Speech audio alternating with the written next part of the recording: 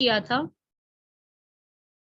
Article 30 तक हमने complete किया था, जिसमें हम लोगों ने ये डिस्कस किया था कि जो आर्टिकल 30 है वो ये कहता है कि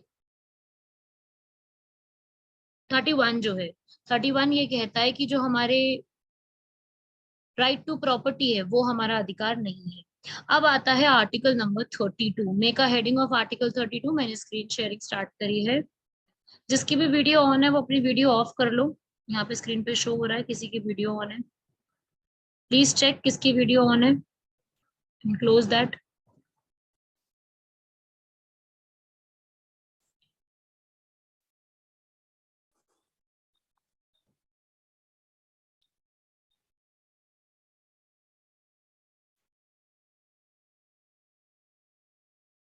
हाँ भाई, हेडिंग बनाएंगे सब लोग आर्टिकल नंबर 32, साथ साथ लिखेंगे मेरे। आर्टिकल 32 क्या कहता है? Right to constitutional remedies. मैंने स्क्रीन पे लिखना स्टार्ट किया, लिखेंगे सब लोग।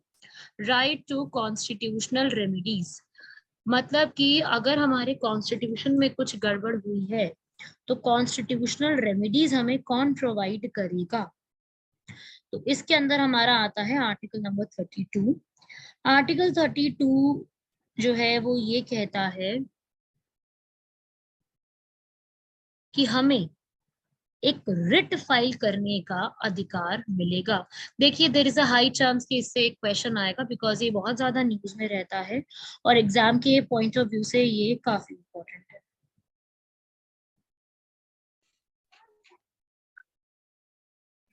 तो इसमें आप लोग लिख लीजिए रिट्स। अब रिट्स होती क्या है, पहले तो मैं आपको एक छोटा सा शॉर्ट में बता दूं।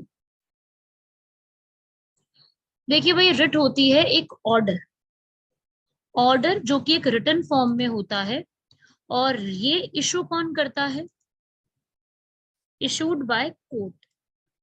ठीक है, ये एक तरीके से रिट होती है। आप जो कोर्ट इशू करता है, ऑर्डर करता है, उसे हम कहते हैं रिट। अपने पास जो रिट्स हैं वो 5 तरीके की हैं। सबसे पहले आप नाम लिखते जाएंगे सब लोग। हेबिस कॉर्पस,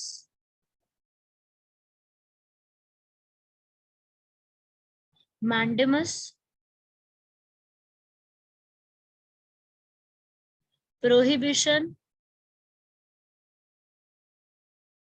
सर्श्योरारी,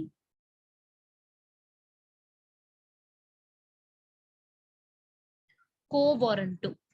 ये है हमारी 5 रिट्स। और ये पांचों रिट्स जो हैं ये एक लैटिन वर्ड्स है, ये सारे के सारे लैटिन वर्ड्स हैं जो आपने, हो सकता है आप में से किसी ने पढ़ा हुआ हो तो उसने सुने होंगे। अदरवाइज जो फर्स्ट टाइम पढ़ रहा है ये टॉपिक, उसके लिए मैं बता दूं कि ये जो रिट्स होती है ये लैटिन वर्ड्स है, इसलिए हमने ये सारे वर्ड्स हो सकता है ना सुने। ठीक है, आप में से इसमें से प्रोहिबिशन जरूर सुना होगा, उसके अलावा हो सकता है आपने ये वर्ड्स ना सुने। तो ये होती है हमारी Ritz.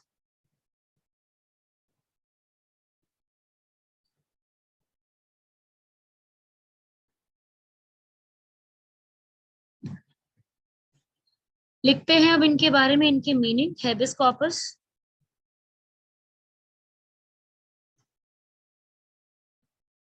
mandamus to command, prohibition to prohibit, forbid और स्टॉप। मीनिंग तो सबको पता ही है प्रोहिबिशन का। Certiorari, to certify, quo warranto,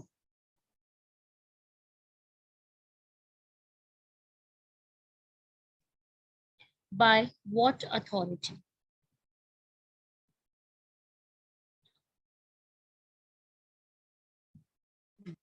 ठीक है, तो ये है हमारी सारी रिट्स।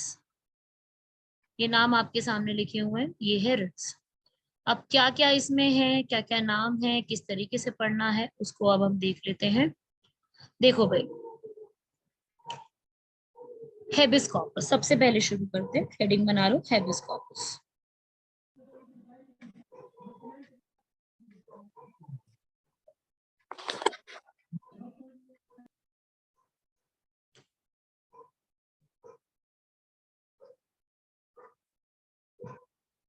हेबिस कॉर्पस का मतलब क्या होता है?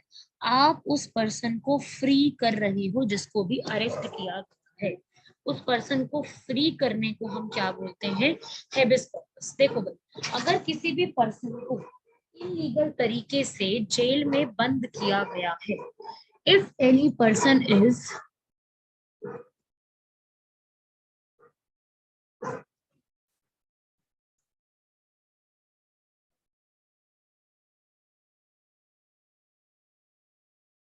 If any person is illegally detained, अगर कोई भी पर्सन जो है वो इलीगल तरीके से डिटेन में है, जेल में उसको बंद करके रखा हुआ है इलीगल तरीके से, तब उसके जो घर वाले हैं, उसके जो और पीछे लोग हैं, उनके पास ये अधिकार है कि वो ये रिट लगा के उनको बाहर, उस पर्सन को बाहर निकाल सकता है। उसे हम कहते हैं रिट्स इशू करना।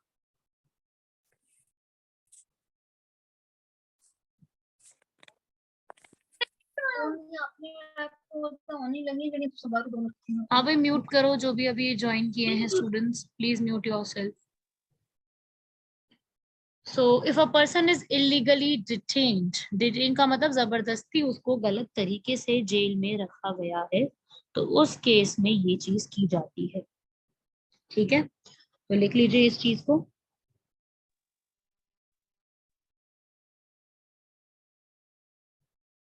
तो आप इसको क्या कह सकते हैं? It is a symbol of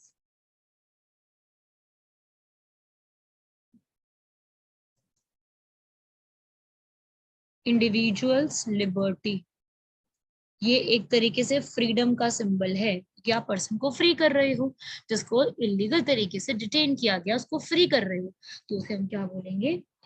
हम इसे कहेंगे फ्रीडम का सिंबल है, तो वो हैबिस कॉर्पस के लिए। इसमें बस इतना ही।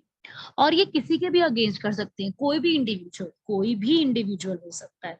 डजंट मैटर वो पब्लिक जॉब में है, डजंट मैटर वो प्राइवेट जॉब में है। ठीक है, उसे हम कहते हैं हैबिस कॉर्पस।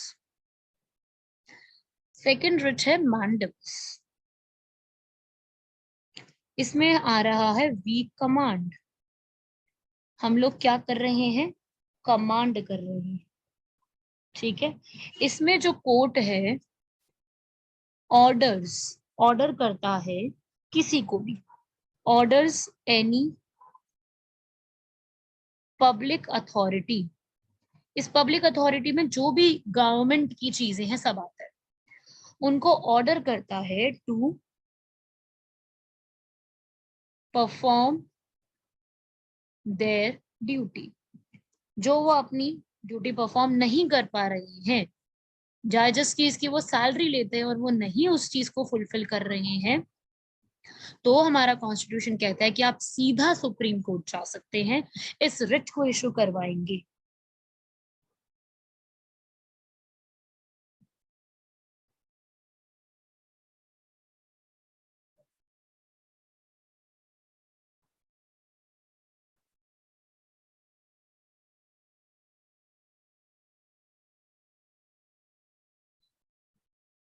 लिख लो भाई सब लोग।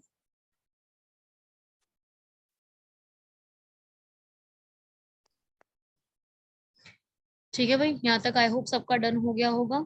ये दो हमारी रिट्स हो गई। मेक का हेडिंग ऑफ थर्ड रिट यही लिख रही हूँ मैं। पहले को वारंटो लिखेंगे, फिर मैं बाकी लिखवाती हूँ, दो बची हुई, क्योंकि वो जो बाकी के दो है ना उनका थोड़ा सा सेम सेम ही मीनिंग है। तो पहले को वारंटो लिखेंगे। को वारंटो का मीनिंग क्या होता है? By what authority. आप किस अथॉरिटी से इस पोस्ट पर बैठे हैं। ठीक है, ये एक लेटर जाता है कि भाई आपको बताना पड़ेगा कि आप किस अथॉरिटी से सो एंड सो पोस्ट पे बैठे हैं, ताकि ना जो गलत तरीके से लोग पोस्ट ले लेते हैं ना, आप लोग जानते हैं ये भी, है ना, बहुत होता है ये चीजें कि गलत तरीके से पोस्ट को हासिल कर लेते हैं, या उनकी वो क्वालिफिकेशन नहीं होती, कोई स्कैम हुआ है किसी भी तरीके से, वो गलत तरीके से पोस्ट को हासिल कर लेते हैं, तो उससे बचाने के लिए ये एक रिट है। ठीक है, लिखो। Order given by court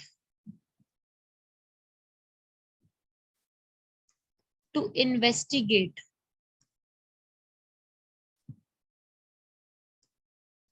legality की भाई लीगल तरीके से वो बंदा आया है या फिर ऐसे ही स्कैम करके आ गया उस पोस्ट के ऊपर। कोई आईएएस है, कोई आईपीएस है, कोई डीएम है, कोई किसी भी चीज का चेयरमैन हो सकता है, कोई कहीं पे भी लगा हो सकता है। So it is an order given by court to investigate the legality of a public office.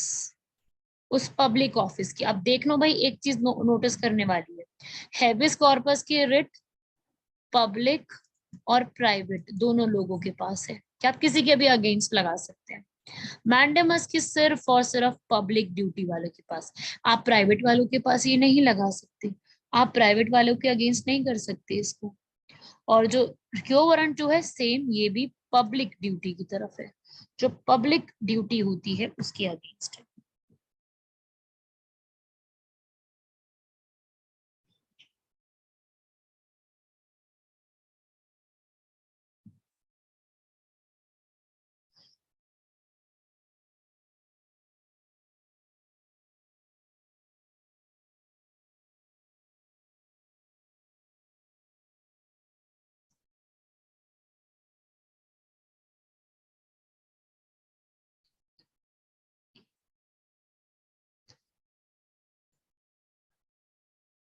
ठीक है भाई, लिख लो इन सबको, यहाँ तक कंप्लीट कर लो, ये आपको सारा कुछ याद रखना है।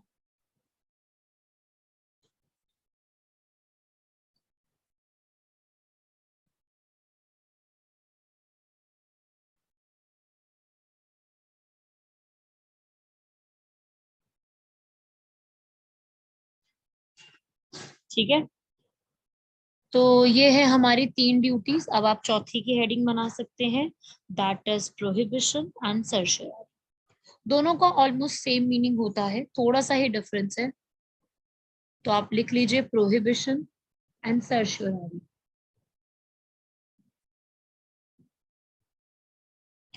प्रोहिबिशन का मतलब क्या होता है?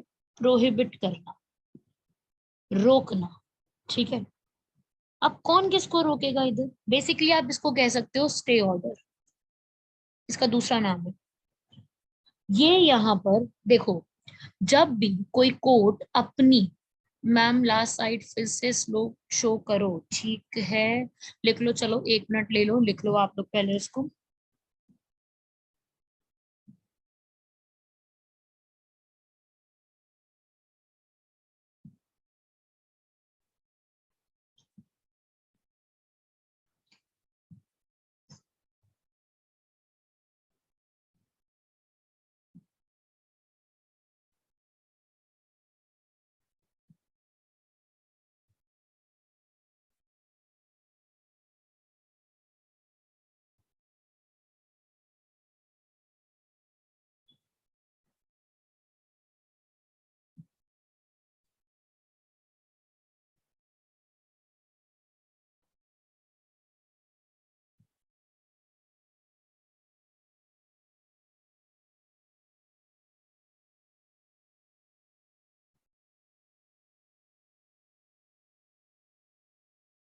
हो गया भाई यहाँ तक?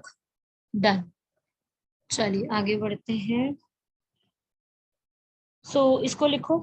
हाँ, प्रोहिबिशन कर रहे थे हम लोग। इसमें क्या होता है कि हम ना जो बड़ा कोर्ट है, मतलब जिसके पास पावर ज्यादा है, वो अपने से छोटे कोर्ट को रोकता है, प्रोहिबिट करता है अगर वो अपने दायरे से बाहर जाता है। जैसे आप एक चीज एग्जांपल लो, मैं आपको एक नॉर्मल लैंग्वेज में समझाती हूँ। जैसे आप अगर अपने घर में बड़े भाई बहन हैं या आपके कोई बड़े भाई बहन हैं, तो अगर आप बड़े हैं तो आप अपने से छोटे को रोकोगे ना अगर वो अपनी लिमिट क्रॉस करेगा या वो कुछ ऐसा करेगा जो उसको नहीं करना चाहिए, जो उसके दायरे में नहीं आता, जो उसकी लिमिट में नहीं आता है, आप रोकोगे ना उसको। सेम उसी तरीके से जो बड़ा कोर्ट है, जो सुपीरियर कोर्ट है, वो अपने से इंफीरियर कोर्ट को स्टॉप करता है इन केस अगर वो कोई गलत या अपने अपने एरिया से बाहर अगर वो जस्टिस देता है, अपनी लिमिट्स क्रॉस करता है। ठीक है, तो इसमें क्या होता है, इसमें जो लिखवा रही हूं पहले मैं, आप लिख लीजिए। Writ issued by superior court to inferior court to stop, forbid, to perform an act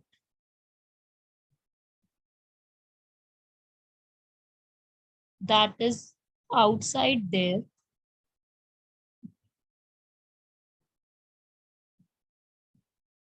jurisdiction. जो उनकी jurisdiction से बाहर की चीज है उसमें आप उनको रोक सकते हैं. इसे हम कहते हैं स्टॉप करना, प्रोहिबिट करना. ठीक है.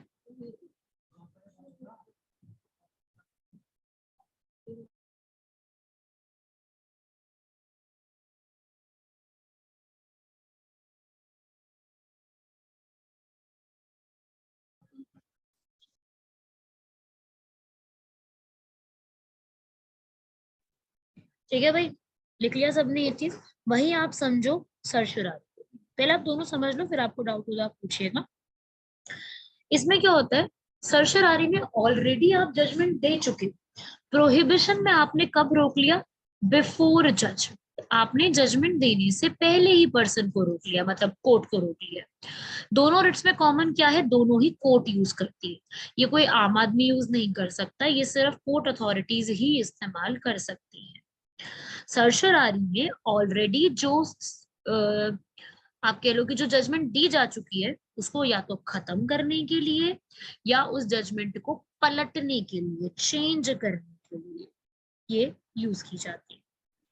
करेक्ट करने के लिए, अगर गलत कुछ किया है, जैसे आप बड़े हो घर में और आपके छोटे भाई बहन ने कुछ गलत किया है, तो आप पहले तो रोकोगे, लेकिन वो काम पहले रोका तो उसे प्रोहिबिशन कहेंगे. लेकिन गलत काम हो गया, गलत चीज हो गई, तो आप उसको ठीक करने की कोशिश करोगे. ठीक है. तो यहाँ पे बड़ा को अपने से छोटे कोर्ट को सही करता है जो उसने गलत डिसीजन दिया है, क्योंकि डिसीजन दिया जा चुका है. तो ये बिफोर जजमेंट होता है और सरशरारी आफ्टर जजमेंट होता है. ठीक है. लिखो क्या होती है, writ issued by superior court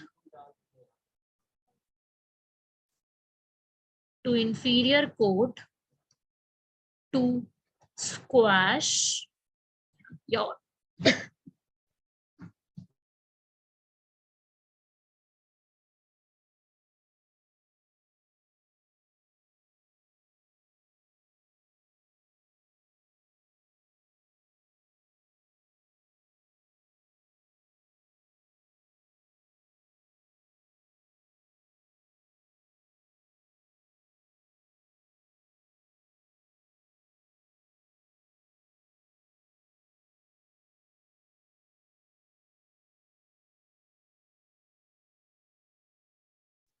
लिख लीजिए इसको. ये रिट क्यों इशू की जाती है, सुपीरियर कोर्ट से इंफीरियर कोर्ट, ताकि वो पुरानी जो जजमेंट दी जा चुकी है इंफीरियर कोर्ट की उसको टर्न कर सके, बदल सके, स्क्वैश कर सके, हटा सके. ठीक है. Basically for correcting the error of law, जो भी उनसे गलती हुई है उसको करेक्ट कर. लिख लो भाई. और आप बताइए, आप 5 रिट्स कंप्लीट कर चुके हैं. अगर इनमें से किसी रिट में आपको डाउट है तो now you can ask question. और अगर क्लियर होगी 5 रिट्स तो रिप्लाई विद कि क्लियर और नॉट क्लियर, जैसा भी है आप लोग मुझे उसको रिप्लाई कीजिए. पहले लिख लो and then reply in the text box.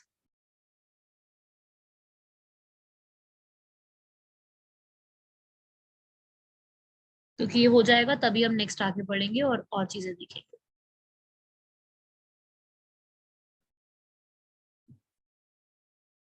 I want everyone's reply. हर एक का आना चाहिए. और जो भी दूसरे दूसरे नाम से है ना, Realme C35, आप अपना नाम चेंज कीजिए. जो आपका रियल नेम है उससे आप ज्वाइन कीजिए, नाम रीनेम करो अपना. और रूही, रूही आप आते हो क्लास में, मुझे ऐसा लग रहा है कि मैम ये मेरी फर्स्ट क्लास है. अच्छा फर्स्ट क्लास है रूही आपकी. Yes ma'am. ओके ओके ठीक है, क्योंकि मुझे भी ऐसा दिख रहा है कि ये फर्स्ट टाइम ज्वाइन किया आपने. Yes ma'am. बाकी सब तो पुराने स्टूडेंट्स है. ठीक है, सबको क्लियर है? ओके,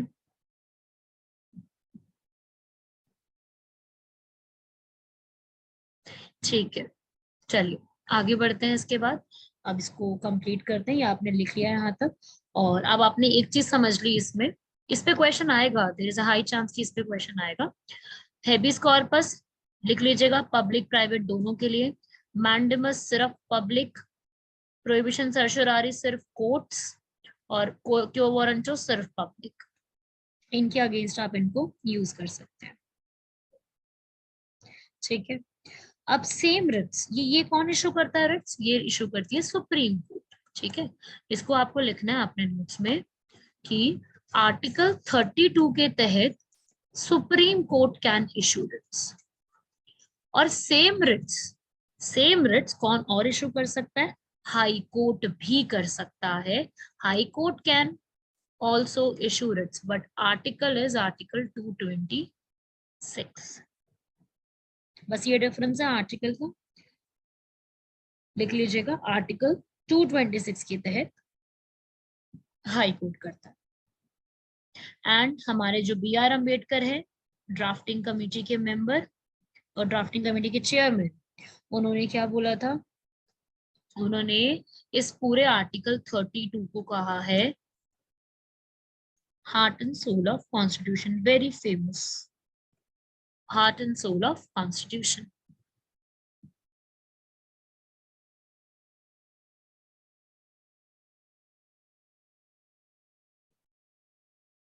ठीक है भाई, एक और पॉइंट लिखेंगे।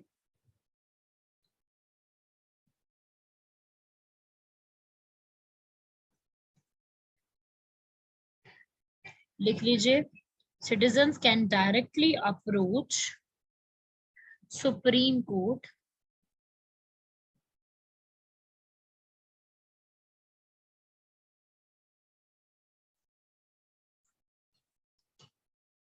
अगर किसी भी पर्सन के फंडामेंटल राइट्स वायलेट हुए हैं। Only in case of fundamental rights, only याद रखना। अगर किसी भी पर्सन के फंडामेंटल राइट्स वायलेट हुए हैं तो सिर्फ उसी केस में सुप्रीम कोर्ट जाया जा सकता है। आर्टिकल 32 के तहत हम डायरेक्टली जा सकते हैं। ऐसा जरूरी नहीं है कि पहले हमें कहाँ जाना पड़ेगा, पहले हम जाएंगे हाई कोर्ट फिर हम जाएंगे सुप्रीम कोर्ट, ऐसा जरूरी नहीं है।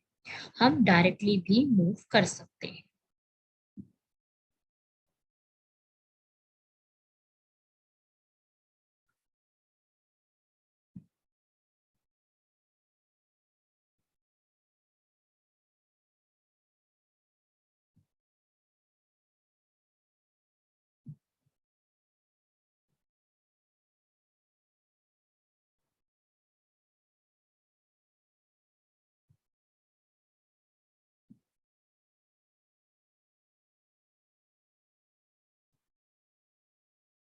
ठीक है, ये लिख लेना भाई, कंप्लीट कर लेना सारा ये वाला। ये आपका आर्टिकल 32 खत्म होता है। लास्ट बढ़ते हैं आर्टिकल 33 34, कंप्लीट कर देते हैं आज ये पूरा 33 34 वगैरह, ताकि हमारे टॉपिक कंप्लीट हो जाए। 33 आर्टिकल कहता है, सीधी सी एक लाइन है, कुछ भी नहीं है आर्टिकल 33 में, सीधी एक लाइन आपको याद करनी है कि अगर जितने भी हमारे आर्मी, जितनी भी हमारे पास इतनी सारी फोर्सेस हैं, सबके राइट्स को कम करने के लिए, रेस्ट्रिक्ट करने के लिए, मॉडिफाई करने के लिए किसके पास अधिकार है? मैं लिख देती हूँ, has the right to restrict, कम करना, एबॉलिश करना, ठीक है, रिड्यूस करना, मॉडिफाई करना। ये वर्ड्स यूज किए जा सकते हैं, इसलिए मैं सारे वर्ड्स लिख रही हूँ। चेंज करना, the rights of, fundamental rights of किसके, किस किसके फंडामेंटल राइट्स? हमारी इंडियन आर्मी, आप ऐसे लिख लो इसको,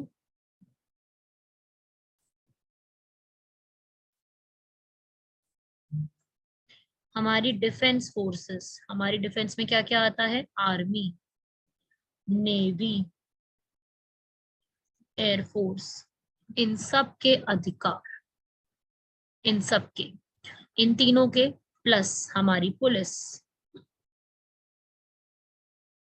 प्लस हमारी इंटेलिजेंस एजेंसीज। क्या है हमारे इंटेलिजेंस एजेंसीज? आईबी है, रॉ है। IB is intelligence bureau, raw is research and analysis wing. तो ये सारी चीजें जो है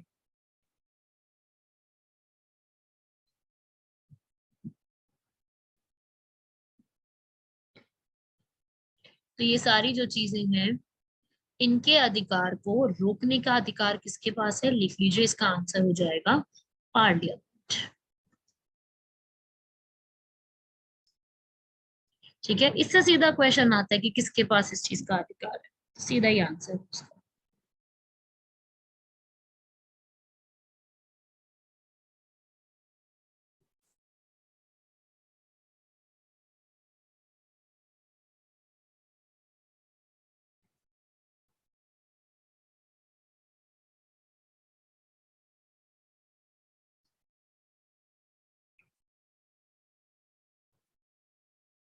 ठीक है भाई, ये आर्टिकल 33 है। बाकी जो आर्टिकल 34 और 35 है वो एक तरीके से कंक्लूजन है, वो मार्शल लॉ की बात करता है और उसमें इसका कोई मतलब नहीं है फंडामेंटल राइट्स का, वो अलग टॉपिक है, तो उसको आप छोड़ सकते हैं।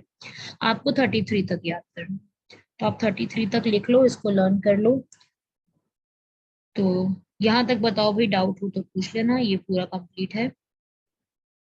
और अभी आप लोग डीपीएसपी पढ़ पाएंगे तो मुझे बता दीजिए, क्योंकि अभी अपना डीपीएसपी फंडामेंटल ड्यूटीज बचा है, तो अगर आप वो कर पाएंगे तो मुझे बताओ, हम कर लेंगे।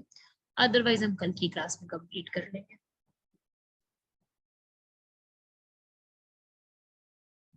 बता दीजिए आप लोग मुझे, क्योंकि सबका डिनर टाइम होगा ना ये वाला। वो तो लंबा था तो ठीक।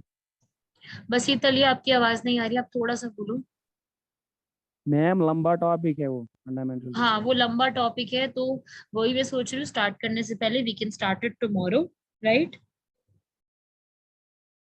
ठीक है भाई, एज यू लाइक मैम, मैं तो अभी भी करवा दूं, बट वही है, थोड़ा सा वो लेंदी टॉपिक है, तो मैं चाहती हूँ फ्रेशली स्टार्ट करें उसको कल मॉर्निंग की क्लास में।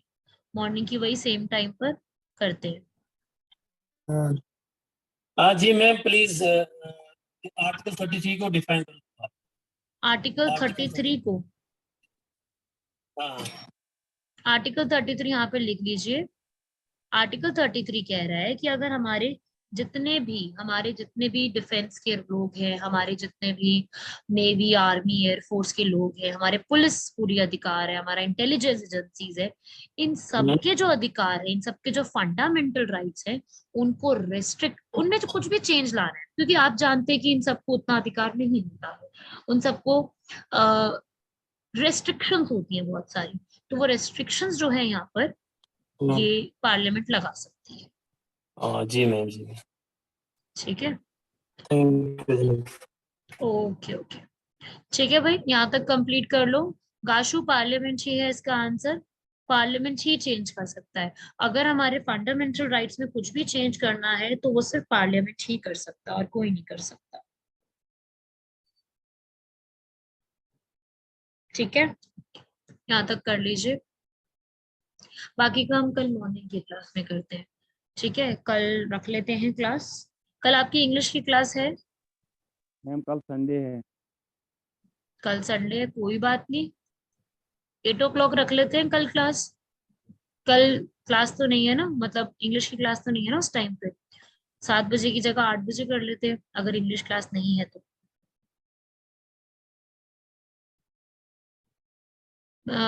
It's AM not PM, AM। 8 AM को रखो मैम। ठीक है, ठीक है। इवनिंग में यार पॉसिबल नहीं हो पाएगा। मैम मॉर्निंग में चलिए, रखो। हाँ मॉर्निंग में रखेंगे। आप सब लोग म्यूट कर लो, 8 बहुत AM शोर आ रहा है किसी के पीछे से। ठीक है मैम। 8 AM। ओके, कल मॉर्निंग में 8 AM रखते हैं।